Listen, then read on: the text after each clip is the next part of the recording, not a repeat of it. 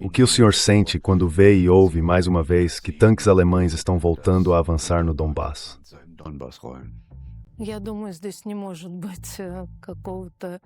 Eu acho que aqui não tem como dar uma resposta ambígua.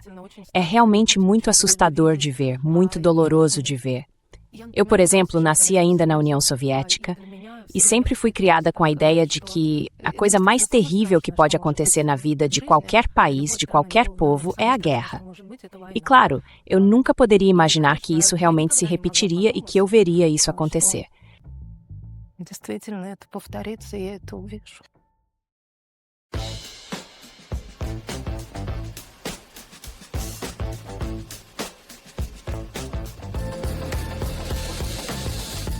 Gegen den Strom. Zur Person. Hallo bei Gegen den Strom. Olá, bem-vindo ao Contracorrente. Aqui apresentamos posições e perspectivas que a mídia de propaganda prefere esconder. Não foi uma guerra como as outras. A invasão da ditadura de Hitler contra a União Soviética entre 1941 e 1945 foi uma guerra de extermínio especialmente cruel. 1941 bis 1945 war ein besonders grausamer Vernichtungskrieg. Dies lässt sich daran ermessen, dass viele Historiker. Isso fica claro pelo fato de que muitos historiadores do Departamento de Pesquisa de História Militar na Alemanha deixaram o emprego antes do tempo, porque não conseguiam mais suportar o horror que encontravam nos documentos. Quem quiser entender que tipo de guerra foi aquela, pode vir aqui, a Volgogrado, ao Museu da Batalha de Stalingrado. E é por isso que hoje eu converso com a diretora de pesquisa e chefe de imprensa do Museu da Batalha de Stalingrado, em Volgogrado.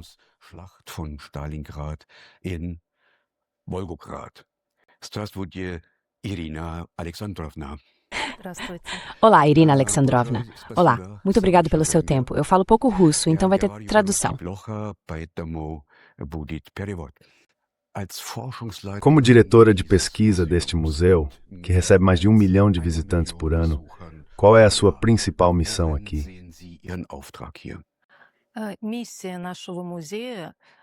A missão do nosso museu, o Museu Reserva Batalha de Stalingrado, é preservar a memória dos acontecimentos da Segunda Guerra Mundial e, em especial, da própria Batalha de Stalingrado.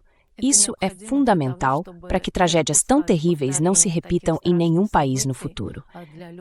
Desde o início, o museu foi criado justamente para guardar essa memória e transmiti-la às próximas gerações. Які ви зацікавлені ордзами датських вені нумермат сургань?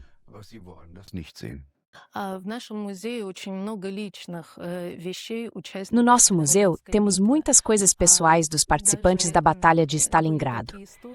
Há até histórias de pessoas que, indo para a guerra, escreviam cartas do fronte dizendo: "Se eu morrer, vão até Stalingrado. Lá com certeza vai ter um museu. E vocês vão ver minha foto, vão ver minhas coisas." E muitas vezes, pessoas que nem sabiam o que tinha acontecido com seus parentes, por exemplo, aqueles que desapareceram em combate, vinham até aqui, chegavam à nossa cidade e acabavam descobrindo algo. Às vezes a pessoa podia estar enterrada numa vala comum no Monte Mamayev. Nós também temos um setor especial que cuida da identificação dos nomes. Eles mantêm um arquivo com todas as fichas.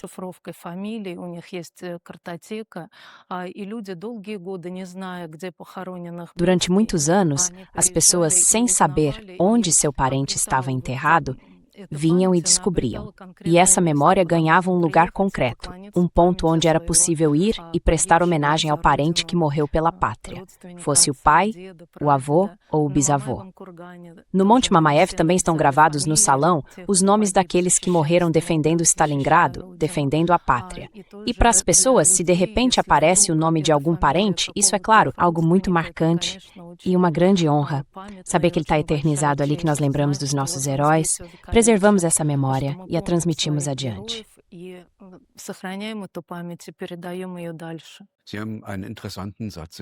O senhor disse uma frase interessante na conversa anterior.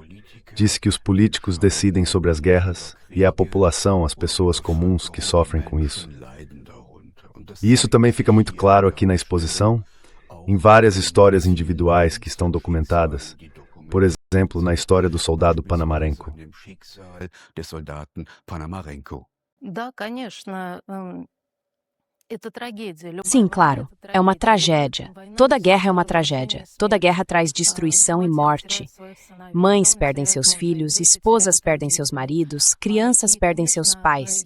E é por isso que o tema da Segunda Guerra Mundial, da Batalha de Stalingrado, é tão importante para as pessoas, para todo o nosso povo, porque ela literalmente tocou cada família. Praticamente toda família teve alguém que lutou na frente de batalha. E essa história, embora o tempo passe e os anos nos separem cada vez mais dela, ainda está presente, 2 gerações depois. São os avós, os bisavós. Tudo isso ainda é muito próximo. Existem coisas que realmente foram preservadas, histórias que ainda podem ser contadas até para as crianças pequenas que acabaram de nascer. Isso é muito importante, porque se esquecermos, se deixarmos cair no esquecimento, corremos o risco de ver as guerras se repetirem de novo e de novo. Грозит тем, что войны будут происходить вновь и вновь, и люди будут продолжать убивать друг друга ради... E as pessoas vão continuar matando umas às outras. Nenhuma ideia vale a vida de um ser humano. Por isso é tão importante lembrar o tamanho dessa tragédia e o quanto é essencial não permitir que ela se repita. Eu queria pedir que a gente falasse sobre algumas histórias individuais. Já mencionamos o soldado Ponomarenko, que escreveu seu relatório com o próprio sangue no passaporte. No Museu Panorama há um item muito interessante, o passaporte do médico Ponomarenko. Ele era morador de Stalingrado e, durante a Batalha de Stalingrado, tornou-se médico militar, prestando socorro aos soldados feridos. Mas ele mesmo acabou gravemente ferido e quis deixar uma última mensagem, porque tinha certeza absoluta de que aqueles eram seus últimos minutos, de que não sobreviveria a um ferimento tão terrível.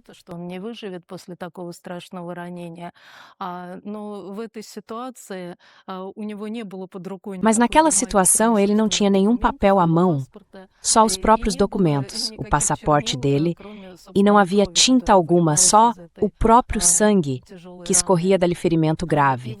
Então ele escreveu com o próprio sangue dentro do passaporte palavras dizendo que não queria morrer aos 26 anos, que queria viver, que queria ainda fazer muito pela pátria, pelas pessoas.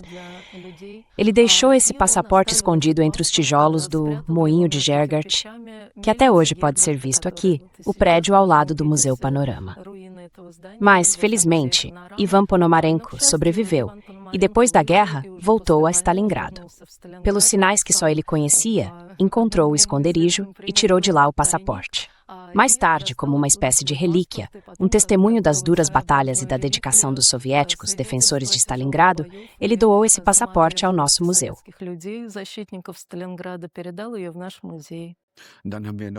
Durante a visita à grande exposição panorâmica, por meio dela conhecemos também outras histórias de vida. Por exemplo, a do atirador de elite Zaitsev.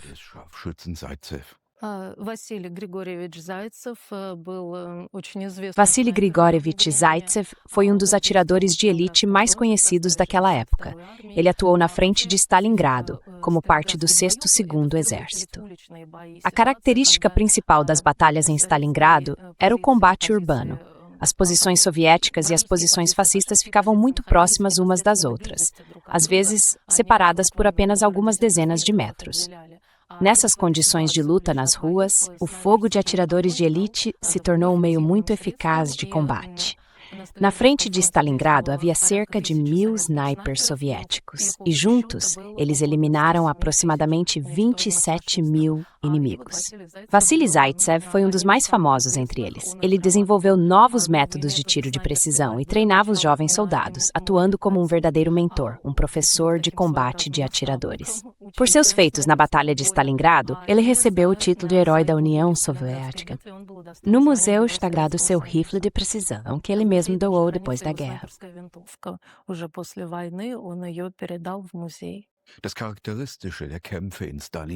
O que marcou as batalhas em Stalingrado foi, como o senhor mencionou há pouco, o combate dentro das casas. Alguns prédios eram tomados, retomados e conquistados de novo.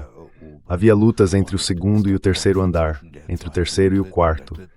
As granadas voavam de um lado para o outro, mas o Exército Vermelho conseguiu manter a margem decisiva do rio. Como isso aconteceu? Вот, кстати, именно Василий Зайцев была Aliás, foi justamente Vasily Zaitsev, o autor da frase, que acabou virando uma espécie de lema para todos os defensores de Stalingrado.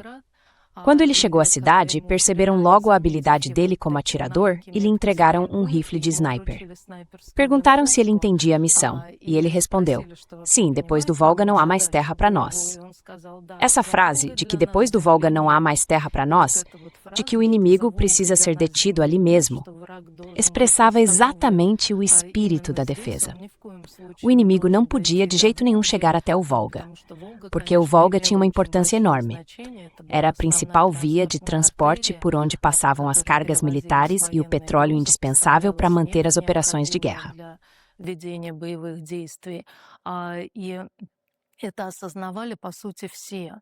E isso, na verdade, todo mundo entendia. Não é que alguém tivesse dúvidas.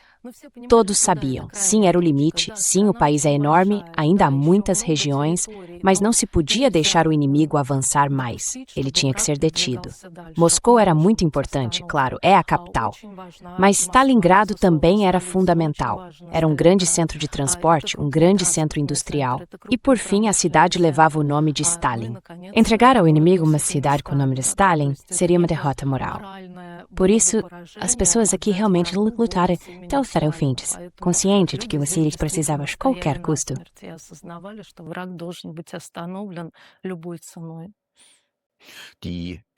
As batalhas em Stalingrado também foram uma guerra contra a população civil. Pessoas foram enforcadas, fuziladas, deportadas.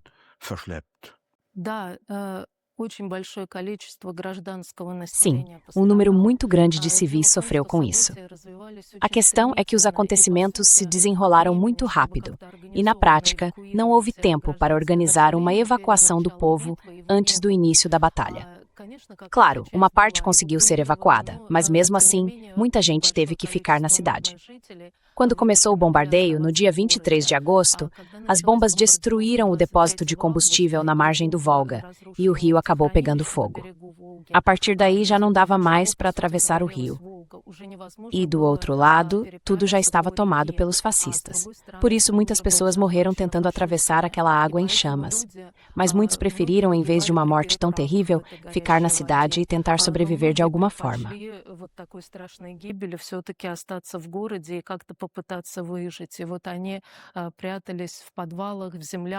Eles se escondiam em porões, em abrigos subterrâneos, em buracos cavados na terra, tentando de algum jeito sobreviver àquelas condições tão difíceis. E não era só se esconder. Eles também trabalhavam nas fábricas, davam sua contribuição para a vitória. Até as crianças, os adolescentes, faziam o possível para ajudar o exército. Muitos viravam batedores, porque conheciam bem as ruas, as casas, o terreno, faziam o que podiam para ajudar. E claro, havia muita gente vivendo nas áreas ocupadas. Mais de 80% do território da cidade estava sob controle dos fascistas. Desses bairros ocupados, os civis eram levados à força para campos de concentração na Alemanha e em outros países europeus, dominados pelo regime nazista.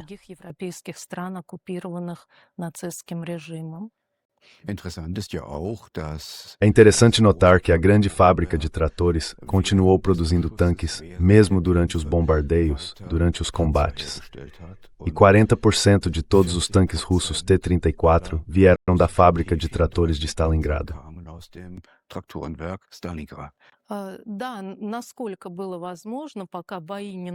Sim, na medida do possível, enquanto os combates ainda não tinham chegado diretamente aos galpões da fábrica, ela realmente continuou funcionando, continuou produzindo. Durante a guerra, sim, em vez de tratores, passou a fabricar tanques.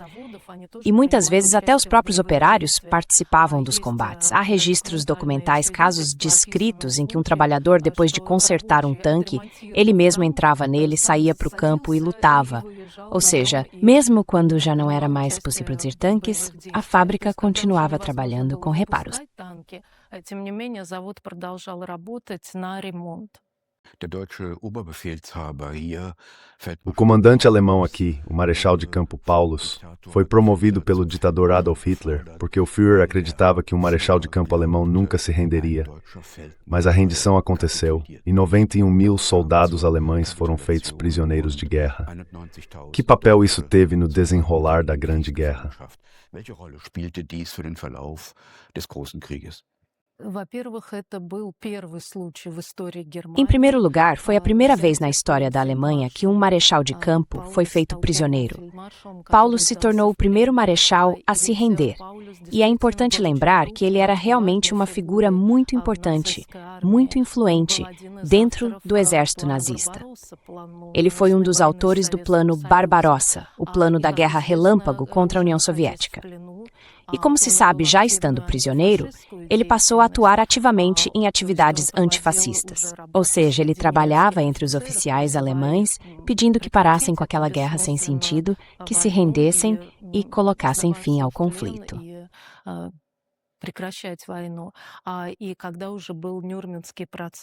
E quando aconteceu o Tribunal de Nuremberg, como a gente sabe, ele foi testemunha de acusação.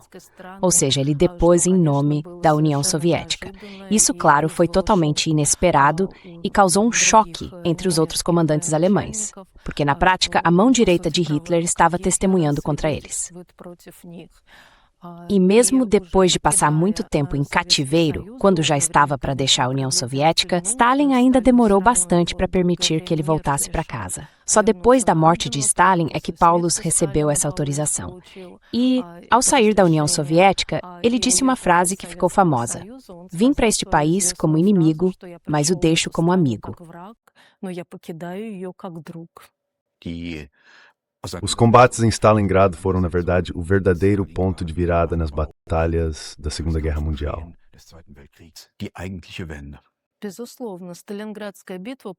Sem dúvida, a Batalha de Stalingrado marcou o início de uma virada decisiva na Segunda Guerra Mundial. Na prática, Stalingrado foi o ponto mais oriental até onde as tropas fascistas conseguiram chegar. Depois disso, elas não avançaram mais. Foi ali que foram definitivamente detidas. E a partir de Stalingrado começou o movimento de libertação do Exército Vermelho rumo ao oeste. Foi depois de Stalingrado que aconteceram a Batalha de Kursk, a quebra do bloqueio de Leningrado, a libertação dos territórios ocupados da Bielorrússia e, mais adiante, dos países europeus sob ocupação. Dazu zählt natürlich auch die Befreiung des Isso inclui, é claro, a libertação do campo de concentração de Auschwitz. Um jovem jornalista do Frankfurter Allgemeine Zeitung, Stefan Locke, escreveu uma página inteira em homenagem à libertação de Auschwitz, mas esqueceu de mencionar que foi o Exército Vermelho que libertou o campo. O que o senhor acha disso? dass die Rote Armee Auschwitz befreit hat. Was halten Sie davon? É claro que é muito doloroso ver como hoje em dia, às vezes, os fatos históricos são distorcidos. E isso não dá para explicar só como propaganda. São fatos. Por que existe o museu, afinal? No museu estão guardados documentos reais, materiais autênticos, que não deixam espaço para interpretações duvidosas dos acontecimentos históricos. E é por isso que é tão importante, voltando à missão do nosso museu. Nós preservamos documentos, preservamos materiais que comprovam que, infelizmente agora, algumas pessoas e até alguns governos de certos países, por interesse próprio, tentam negar tudo isso. E claro, isso só pode causar uma dor muito grande.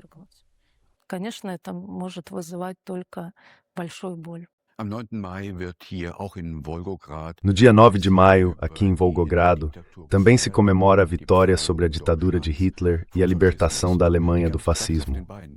A cidade inteira sai às ruas. Eu vejo turmas de escola no nosso hotel. Jovens usam a fita de São Jorge, usam bonés que lembram a atuação do Exército Vermelho. Dá para dizer que a luta contra a ditadura de Hitler e a vitória na Segunda Guerra Mundial se tornaram parte da identidade nacional?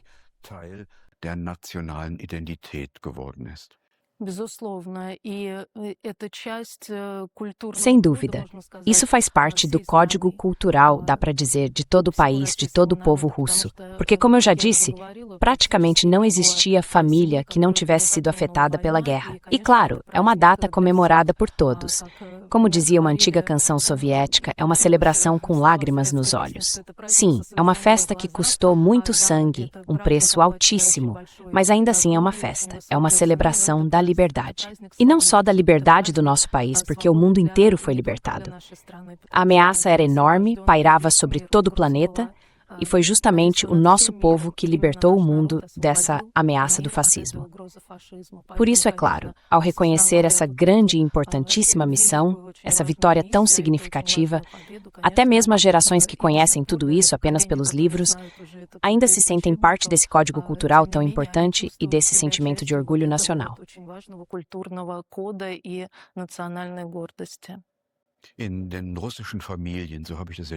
Nas famílias russas, pelo que eu pude observar, os avós transmitem de forma muito mais intensa a vivência da guerra, a experiência da guerra para os netos. Hoje, tanto na Alemanha quanto na Rússia, lidamos com pessoas de 20, 30 anos que não têm nenhuma noção real do que a guerra significa. Como o senhor lida com isso? O que o senhor pode fazer para transmitir essa experiência? Когда мы с вами проходили по музею, вы, наверное, увидели, насколько много у нас именно посетителей молодых, детей, подростков, очень много организованных групп, приводят целыми классами школьников, приезжают из других городов. И, конечно, они хотят узнать больше об этом, и в этом тоже основная наша задача рассказывать именно молодому поколению об этой памяти, об этой истории, и рассказывать не просто умозрительно лекции. Mesmo quando a gente sobe o Monte Mamaev, o memorial foi construído ali por um motivo. Aquele é o lugar onde realmente aconteceram os combates. Foi ali que o sangue foi derramado. Foi ali que lutaram os soldados soviéticos, muitos deles quase da mesma idade desses meninos e meninas que hoje sobem o morro. E tudo que está representado nessas esculturas, tão expressivas, tão cheias de emoção, eu diria que não é exagero afirmar. Ninguém fica indiferente depois de visitar esses lugares e conhecer essas histórias.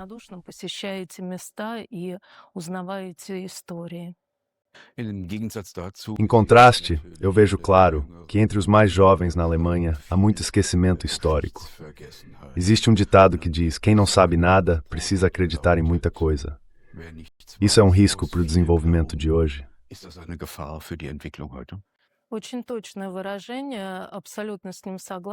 É uma expressão muito precisa e eu concordo totalmente com ela. No nosso país também é muito conhecida a frase de que um povo que não lembra do seu passado não tem futuro. E eu acho que essa é, de fato, a principal missão de todos que trabalham com história. Daqueles que preservam os materiais e dos guias que contam tudo isso para as crianças. A gente tem feito um trabalho muito grande justamente com as novas gerações. Há pouco tempo, inclusive, foi criado um centro museológico infantil.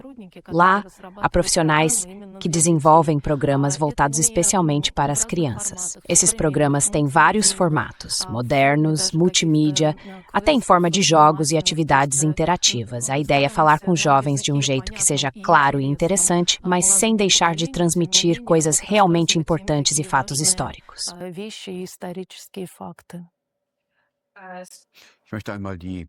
Eu quero perguntar para a pessoa Irina Alexandrovna, não para a historiadora, o que a senhora sente, o que passa pela sua cabeça quando vê e ouve de novo que tanques alemães estão avançando no Donbass?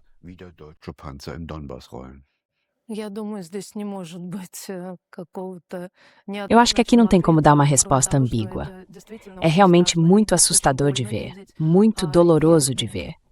Eu, por exemplo, nasci ainda na União Soviética e sempre fui criada com a ideia de que a coisa mais terrível que pode acontecer na vida de qualquer país, de qualquer povo, é a guerra. E, claro, eu nunca poderia imaginar que isso realmente se repetiria e que eu veria isso acontecer.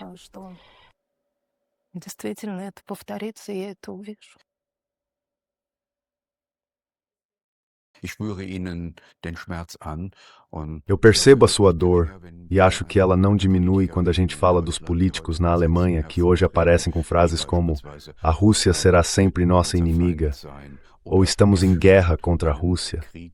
Você às vezes tem a impressão de que há uma geração de políticos querendo se vingar da derrota em Stalingrado? Generation Rache nehmen für die Niederlage von Stalingrad. Конечно, я не политик, я не дипломат, мне сложно делать Claro, такие, eu não sou político, nem diplomata, então é difícil para mim tirar conclusões tão amplas. Mas eu tenho uma convicção profunda. Especialmente no mundo de hoje, a humanidade precisa continuar evoluindo. E travar guerras com a destruição física direta de outras pessoas é, para falar de forma simples, um método ultrapassado. As pessoas deveriam buscar o progresso, inclusive no desenvolvimento intelectual e mental, e encontrar formas mais civilizadas de resolver qualquer conflito ou situação política. каких бы то ни было политических конфликтов и ситуаций. Würden Sie der O senhor concordaria com a porta-voz do Ministério das Relações Exteriores da Rússia, que certa vez disse em resumo, e eu cito: "Nós, russos, perdoamos, mas os alemães esqueceram"? Die Deutschen haben vergessen? Мне сложно сказать, насколько É difícil dizer se a palavra perdoar é realmente adequada aqui. Mas uma coisa é certa, e vocês mesmos podem ver: a memória dessa guerra não foi esquecida.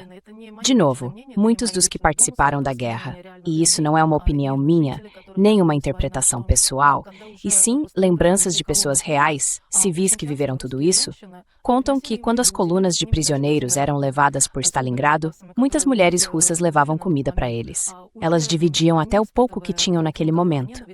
Já não sentiam ódio, mas sim pena daqueles homens que tinham acabado naquela situação. Porque, como a gente já disse, as guerras são decididas por políticos, mas quem sofre são as pessoas comuns. E muita gente envolvida numa guerra acaba sendo refém das circunstâncias. Foram mandados para lá, cumprem ordens. Mas será que realmente queriam isso? Acho que na maioria das vezes não. Думаю, что далеко не всегда это так.